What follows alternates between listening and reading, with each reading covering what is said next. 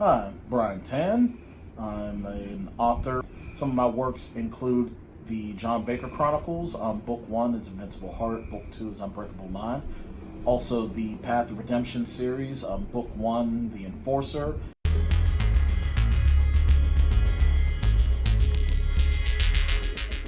I guess one trick that I do is when I write, I try to make sure that I have enough detail that I at least know where I'm at. So that way, I don't just leave a little cliffhanger when I'm writing. Most of the time, though, I'm not against just going back and, rereading what I did already.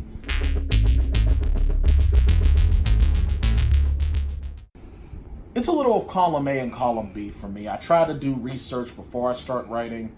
Case in point, I have a romantic comedy story that I'm working on.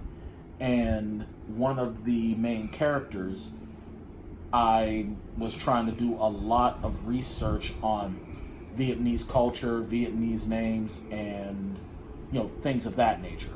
So I would like to say that a lot of it is before I start writing and then during the creation process, because you never know what's going to come up. I'm a very, very, seat of my pants kind of writer.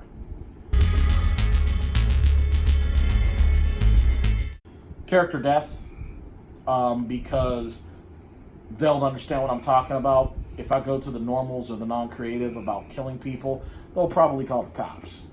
So I'd rather talk to people who are actually other authors and other artists, because they'll get it. So, and sometimes I'll talk about my process as well, because people that don't write, they can't really understand. They think you just go and that's it, and that's not the case.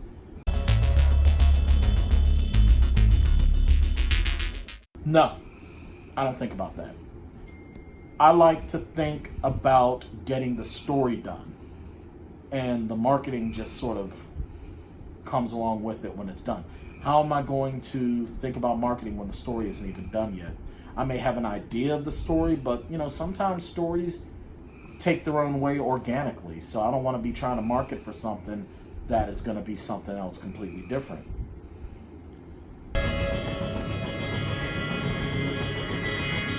This is a good question. It's also a very, very slippery slope style of question.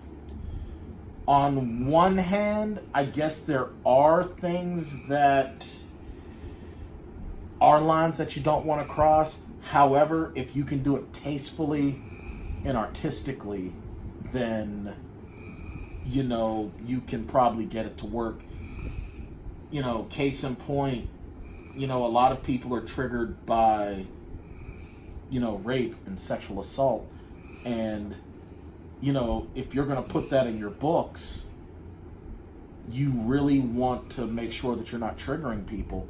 But at the same token, you want to make sure that you do it in such a creative way that it's not like it's gratuitous.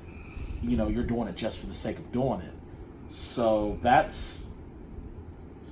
And I have had certain aspects in books that I've written that I felt like it was a line that was being crossed, but I tried to do it in a way that I wasn't going to trigger anybody.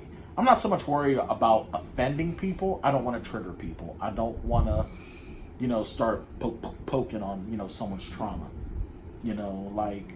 I don't like physical assault on women. I don't like that, But I do have an aspect in a book where a male character, beats up a female villain and, tortures her for information.